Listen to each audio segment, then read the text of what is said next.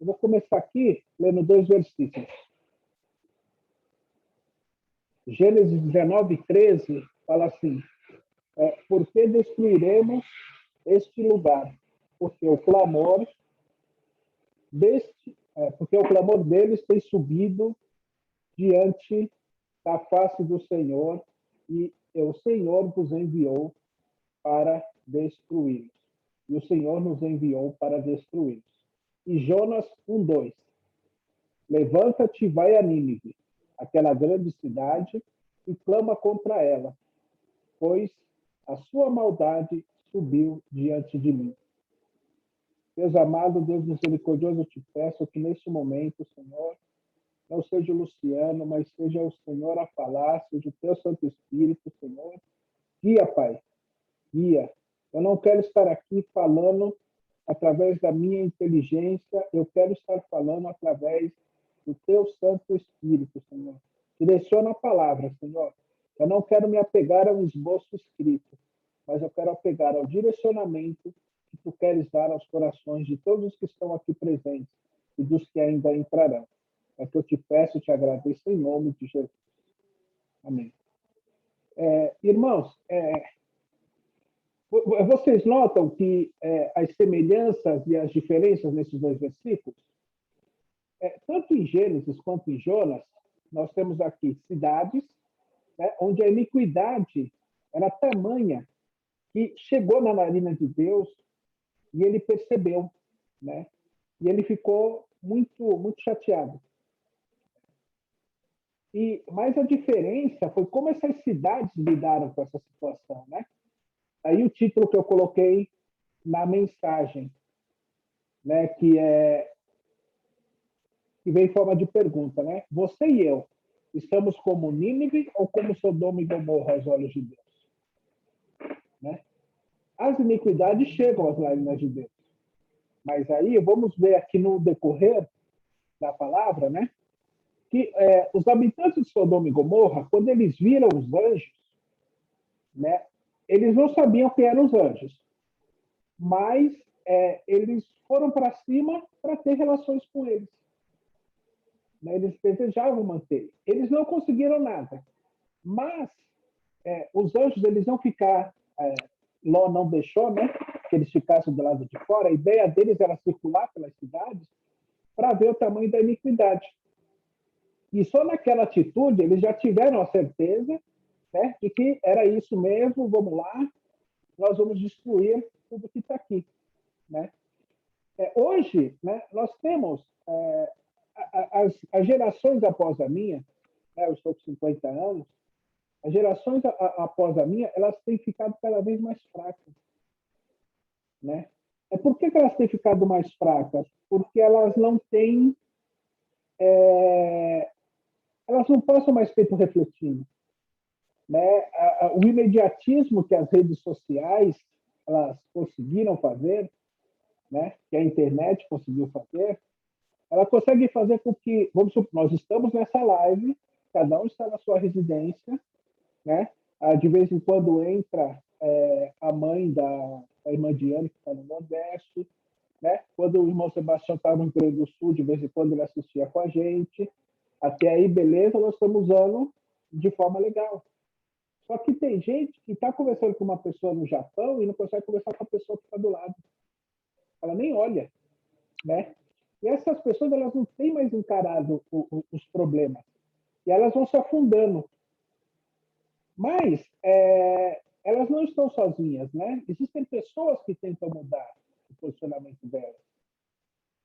Se eu voltar um pouco antes desse livro, né, no livro de Gênesis, no capítulo 18, dos versículos 23 a 33, a gente vê uma tentativa de salvar a cidade. Abraão, quando ele sabe da intenção de Deus, né, ele tentou salvar a cidade. E aí não fica claro para mim se ele estava querendo só salvar Ló ou se ele queria salvar a cidade inteira. Né? Ou se ele conhecia alguém. Aí, para mim não ficou claro. Né? Mas a verdade é que ele não conseguiu. Porque Deus sabia com quem ele estava lidando. Deus sabia quem era Sodoma e Gomorra.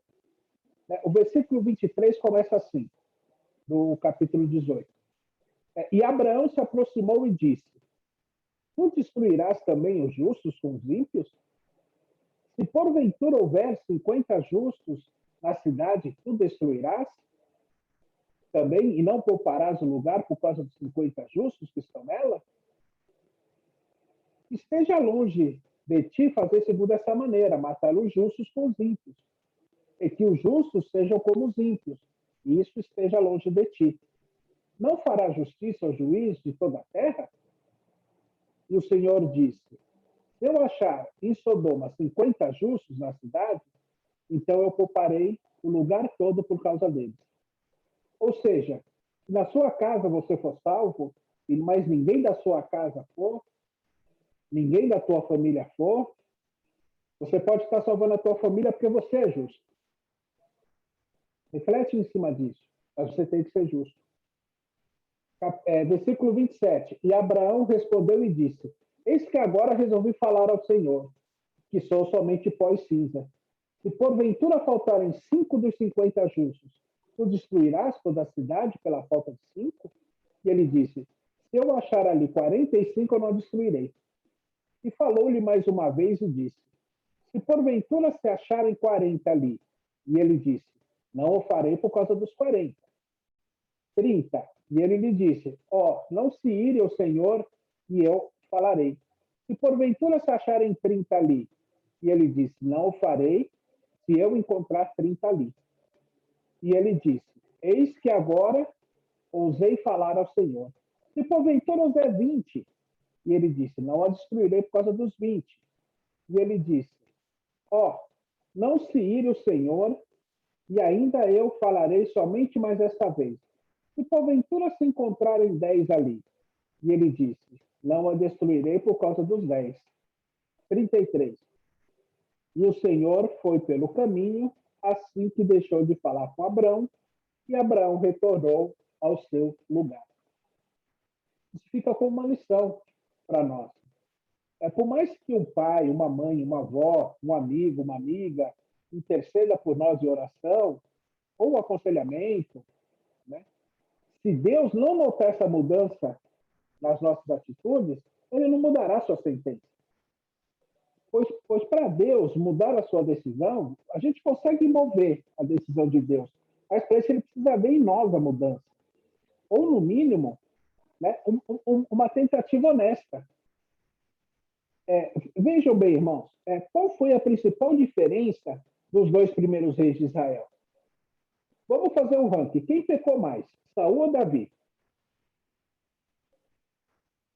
Uma larga margem de vantagem, tá parecendo o Atlético Mineiro aí no Campeonato Brasileiro, quem gosta de futebol.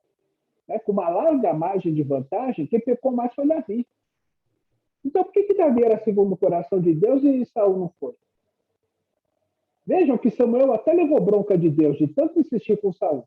Em 1 Samuel 16:1, as seguintes palavras foram ditas. E o Senhor disse a Samuel: por quanto tempo lamentarás por Saul, ao veres que eu rejeitei o seu reinado sobre Israel? Enche o teu chifre de azeite e vai. Eu te enviarei a Jessé, o belemita, pois providenciei um rei para mim dentre os teus filhos. Ou seja, eu posso afirmar que Deus não resiste ao coração contrito. E isso nos leva ao que aconteceu em Nínive. Quando Nínive se viu na mesma situação de Sodoma e Gomorra, chega um profeta, Jonas, ele chegou lá e começou a falar que em 40 dias Deus ia destruir a cidade inteira. Ele falou bem baixinho, porque ele não queria que a cidade fosse liberta. Se os irmãos tiverem curiosidade, o livro de Jonas não é um livro muito grande de ler. Numa sentada só vocês conseguem. Ele fugiu, ele fez um monte de coisa para Nínive não ser salva. Por quê? Jonas falava para Deus: eu não vou pregar, porque se eu pregar, eles vão se arrepender. Se eles se arrependerem, você vai perdoar. E não é isso que eu quero. Ele estava colocando os desejos dele acima dos desejos de Deus, da vontade de Deus. Quer dizer, se Deus vira para você e fala para você chegar numa pessoa que você não gosta, entregar uma mensagem para ela, Você vai fazer beicinho? Vai ficar quieto? Não, eu não quero, então eu não gosto dessa pessoa, essa pessoa tem que ir para o inferno. Falando desse jeito, quem vai para o inferno é você, não é a pessoa. Entendeu? Porque se você não for usado, Deus vai usar outra pessoa. A questão dele nos usar para conversar com a pessoa que nós não gostamos é porque ele vai tratar ao mesmo tempo com a pessoa e com a gente. Vocês já pensaram nisso? Porque assim, e é algo que eu tenho refletido muito nesses dias. Se você chega e fala, Deus, me dá paciência, ele não vai pingar um floral de paciência em cima de você. Ele vai te colocar em situações as quais você vai ter que criar essa casca. Entendeu? O que a gente pede para Deus, ele não dá o peixe, ele dá a rede, ele dá a vara para a gente pescar. Então, o que a gente pede a Deus, ele nos devolve em situações que vão nos fazer chegar da forma que ele quer. E aí nós vamos saber, como, por exemplo, a irmã Monique, quando ela testemunhou que ela arrumou o serviço, ela falou, a vaga era maior do que eu, mas Deus me abençoou. Pode ser que uma pessoa que está lá, vendo a Monique chegar, daquela forma, vai ser impactada. Ou as pessoas que estão em volta do Cauê, e sabem que ele ficou tanto tempo sem serviço e não desistiu, quantas pessoas podem ter chegado, não para ele diretamente, mas elas podem ter cochichado. Que raio de Deus é esse que o Cauê serve? Para que o Cauê vai na igreja se ele já está 5 anos desempregado? Entendeu? Então, esse coração contrito é o que faz a mudança. É isso que Deus não resiste. Se Deus virar, quando a mulher virou para Jesus e falou, salva minha filha, e ele responde, eu vim para os filhos. Os cães não têm direito a pão. Quando a mulher vira para ele e fala, eu sei, mas os cães comem o que sobra na mesa. Quando Jesus ouve isso, o coração dele é quebrantado. Porque ele viu a situação que a mulher estava. Ele viu o que ela queria. Ele viu que ela estava quebrantada. Ele viu que não importava o que Jesus falasse para ela, porque se vocês lerem, Jesus bateu muito nela. Jesus, ele deu um enquadro nela, muito grande. Mas ela não desistiu. Ela não desistiu e ela quebrantou o coração de Jesus. Vamos ler aqui Jonas para ver o que aconteceu. Jonas 3, de 4 a 10. E Jonas começou a entrar pela cidade, jornada de um dia, e clamava, dizendo, Nínive, ainda em 40 dias, Nínive será derrubada. Assim as pessoas de Nínive creram em Deus, e proclamaram jejum, e vestiram-se de pano de saco, desde o maior até o menor.